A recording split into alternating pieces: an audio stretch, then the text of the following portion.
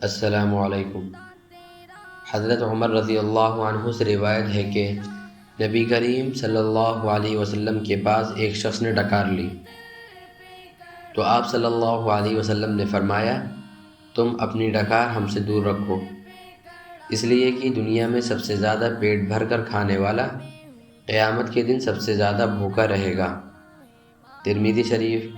حدیث نمبر 2478۔ اس حدیث سے ہم کو یہ سبق حاصل ہوتا ہے کہ یہ بات جو آپ صلی اللہ علیہ وسلم نے بیان کی ہے، یہ حضرت حذیفہ رضی اللہ عنہ کی ہے کہ جب انہوں نے آپ صلی اللہ علیہ وسلم کے سامنے ڈکار لی تو آپ صلی اللہ علیہ وسلم نے ان کو پیٹ بھر کر کھانا کھانے سے منع کیا،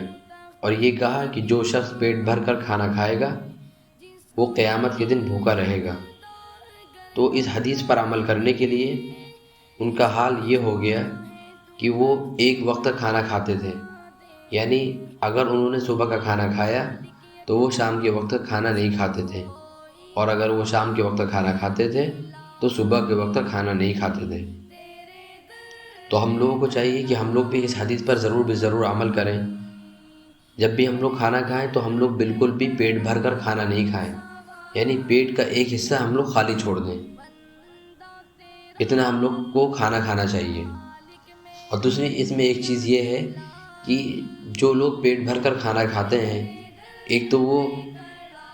ان کے اندر کاہلی اور سستی پیدا ہو جاتی ہے، دماغ کے اندر موٹا پن پیدا ہو جاتا ہے، اور ان کے اندر چڑچڑا ان کا مزاج ہو جاتا ہے۔ تو ہم لوگوں کو چاہیے کہ ہم لوگ ان سب چیزوں سے پرہیز کریں۔ اور دوسری ایک اہم بات یہ ہے کہ آدمی اللہ کی یاد سے غافل ہو جاتا ہے کہ جب اس کی ساری ضرورت پوری ہو جاتی ہے نا تو پھر اس کو کسی کی یاد نہیں آتی،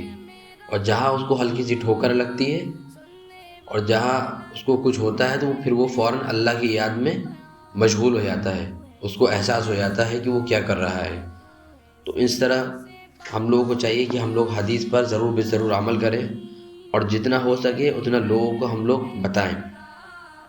اس طرح کی مزید ویڈیو جاننے کے لیے آپ ہمارے چینل کو سبسکرائب کریں، لائک کریں، شیئر کریں، کمنٹ کریں۔ شکریہ، جزاک اللہ خیر، السلام علیکم۔